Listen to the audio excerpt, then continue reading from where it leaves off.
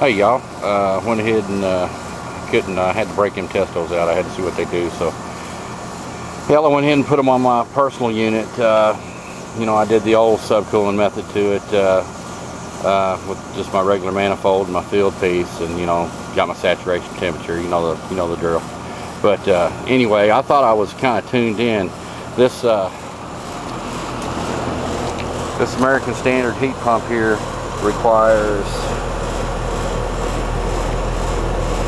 10 degrees subcooling, and I can be plus or minus 3 on it.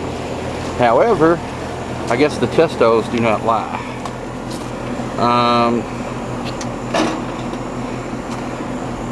When I did it, when I first put them on here, I was reading like 8.99, 8.99, you know, fluctuating in between there. So I decided to add some refrigerant to it, and I've got her up to I guess she's fluctuating in between 11 and 12. You know, like I said, I'm allowed, you know, plus or minus 3 here.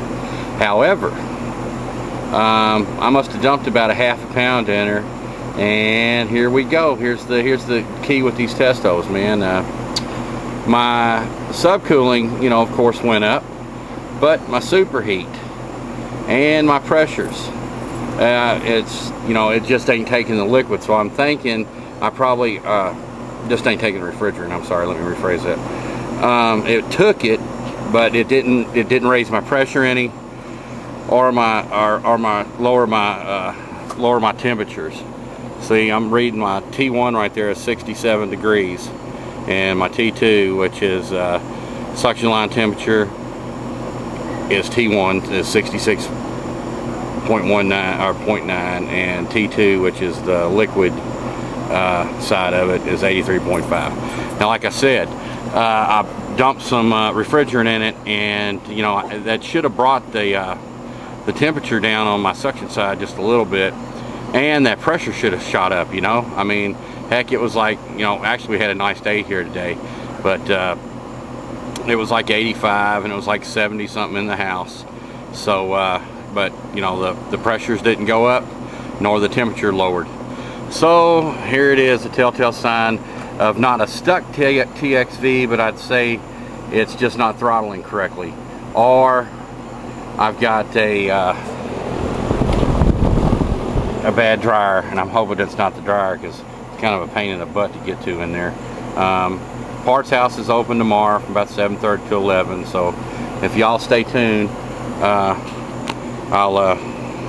update you on it. There's the evaporator condenser temperatures.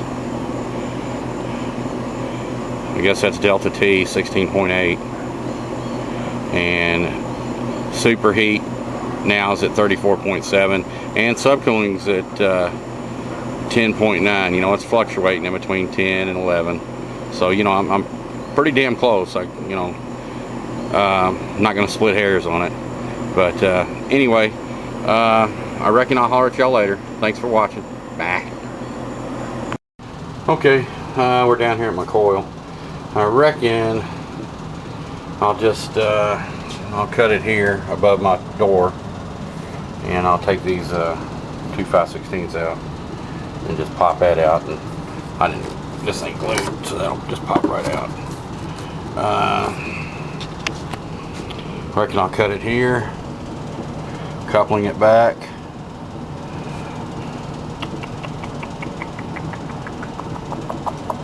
Shit, I should have made that a little longer. But anyway, I reckon I'll cut her here.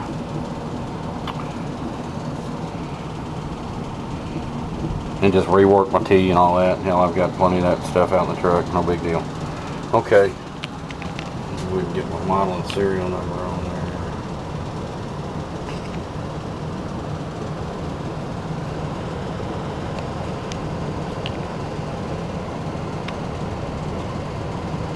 Okay, yeah, I'll do this first thing in the morning. I mean, it's not, I mean, it's cooling, but you know, it's not what it's supposed to be, you know, and I guess the Testos tell you. So, okay, I reckon we'll have part 2 of this, and as soon as I get to the parts house tomorrow morning, we'll have this puppy installed and then we'll check it again. All right, later.